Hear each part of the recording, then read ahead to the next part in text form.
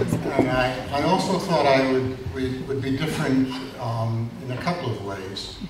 It seems to me that many of the debates about Africa either portray Africa as a victim, and a historical victim on the one hand, or else that one tends to look at Africa as having a great deal of agency of its own, and that it has, in its relationships to the world, actually shaped world history and African history.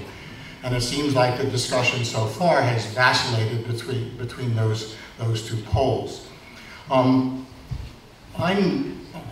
find that I'm very upset by a great deal of development activities in Africa. It seems to me that Africa has been used as a huge social and economic experiment for any kinds of policies that the Swedes, the Norwegians, the Americans, the Germans, the Dutch, the Japanese, they've all tried out different development policies in Africa. And given the rate of poverty, one could say that they have all failed.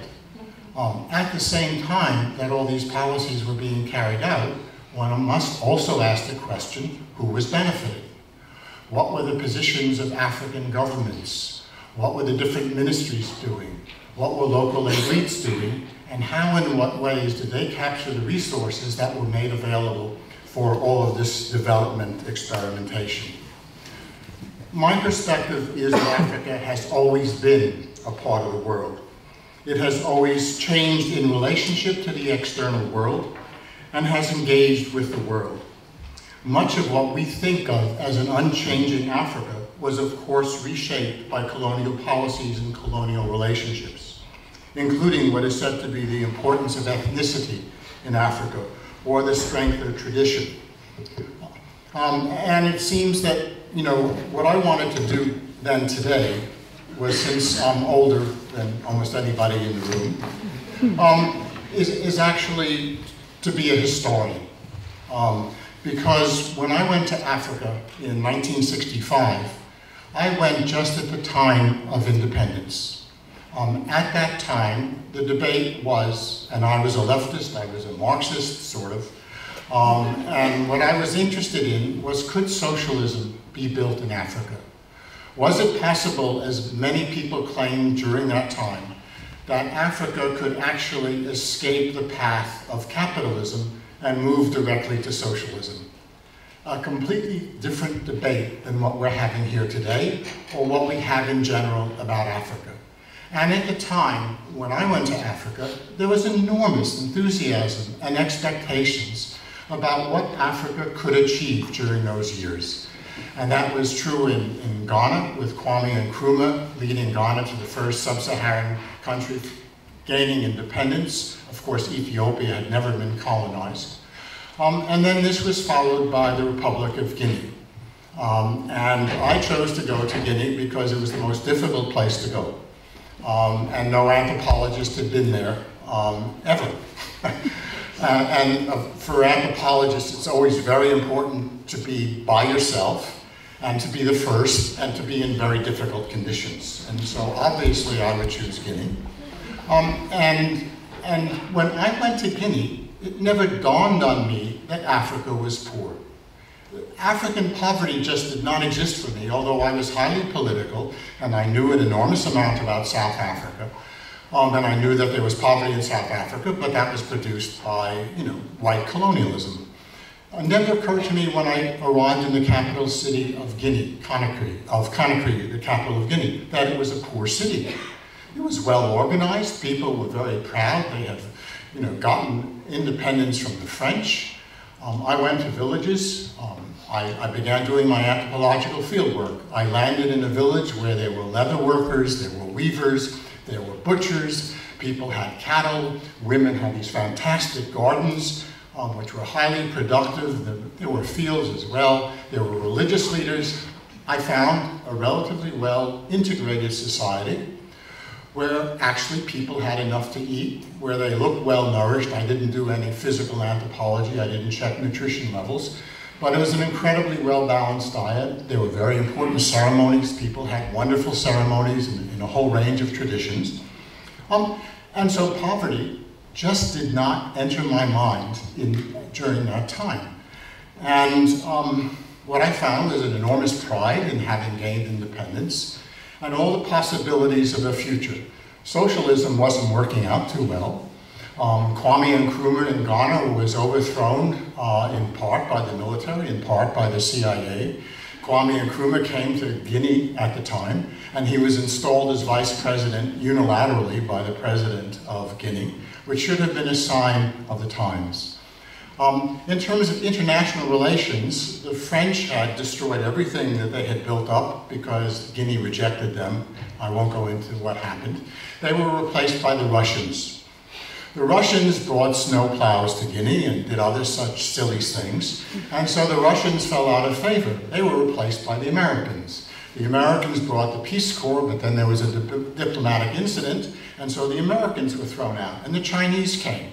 And so the Chinese began building the People's Palace and a hydroelectric dam and so on and so forth, and Guinea decided to have a cultural revolution. Never mind, there hadn't been a revolution in Guinea, but they were going to have a Chinese cultural revolution anyway. Then the Chinese fell out of favor, and so they were thrown out, and they were replaced by the Arab League. Now, who was determining Guinea's relationship to the world? It was the Guineans themselves, or that part of the political party. Sekou Touré remained in power. I returned to carry out research in Guinea in 1983, 1984, 1985. Then poverty was everywhere. Poverty was everywhere due to the policies of the government and its decision to exploit the peasantry of Guinea and to take 10% of everybody's crops, to impose rural taxation, and to actually appropriate the resources of the country for the benefit of a very small number of people. Guinea had wealthy bauxite. It still has wealthy bauxite. It's one of the leading bauxite producers in the world. It has unlimited hydroelectric power. It has diamonds and it has iron, and it is desperately poor. Why? Is it simply because of the West? Is it because of a newfound colonialism? Or is it because of the policies of the Ghanaian government, which after Sekou Touré was overthrown, who was regarded as the source of all these problems, Guinea got much poorer after 1985 and the death of Sekou Touré. It was followed by another military coup, complete instability, ethnic conflict, which had never existed before, almost warfare between different ethnic groups, then reconsolidated over the spoils of power. It seems to me that the story of Guinea is a story of a country with all of this promise and all of this future finding itself in a very different position in the world. So I was discouraged with my research in West Africa, and so I moved to Zimbabwe and Southern Africa. In Zimbabwe, when I began doing research in 1987, Zimbabwe was a place of great hope, of expectation, of a flourishing education system, of primary health clinics in rural areas, of many countries in the world deciding to come to the assistance of Zimbabwe. There were marked differences in Zimbabwe, and you could feel the power of independence. But then Zimbabwe began to run into a very prevalent issue, which was the use of political office to gain wealth, and a scale of corruption which has just increased over time. The major,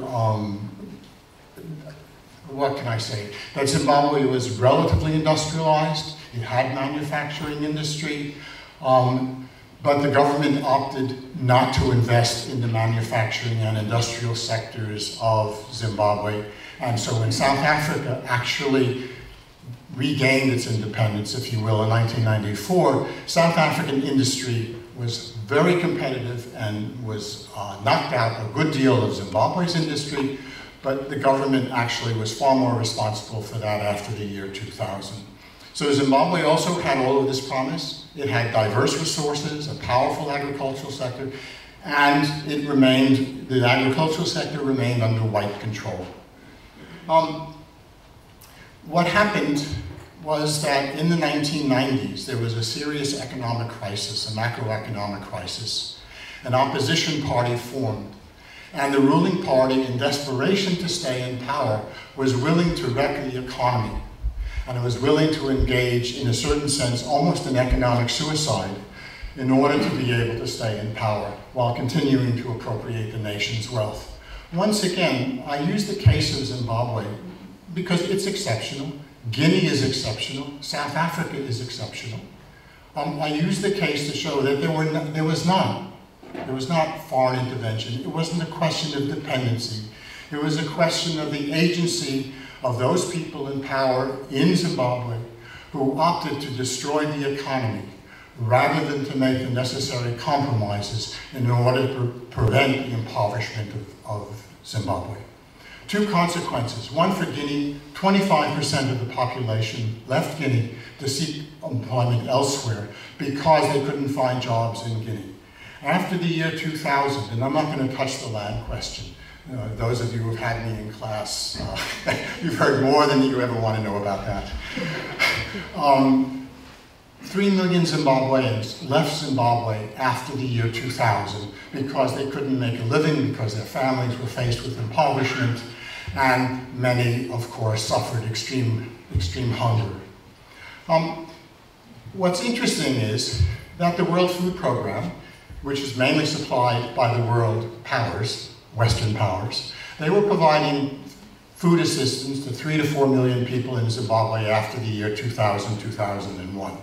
And of course, Western imperialism was blamed by the ruling party for the difficulties that were taking place in Zimbabwe. And so while they were condemning imperialism on the one hand, they were accepting food assistance on the other. Food assistance which Zimbabwe had not needed since the year 1980. In 1991, 1992, the most severe drought in southern African history took place, and the region was able to feed itself without much assistance from elsewhere. I mean, so this is the destruction of a food self-sufficient country. It never was the breadbasket of Africa, but it was, in fact, food self-sufficient and a very diverse and very flourishing agriculture. I tell these two stories to make a simple point, which is that there are 54 countries in the African Union, and I believe that there is a 55th country, Morocco, which is not a member of the African Union. And to generalize about Africa is really a tough business. And I would ask, that we think more carefully about the political, economic, and social history of each country. Africa is organized in independent nation states, each of which has its own very rich and particular history. And the idea that there will be development policy which can transcend all of these national boundaries and differences, I think is probably stretching the point. Also, just a caution, it seems so much easier to destroy than to build. And when different parts of the infrastructure or mines or agriculture are destroyed, there is a question to ask, a political ecological question. Who benefited from that destruction, and why did they permit it to happen? And what is so different about Africa now than in the past? Thank you.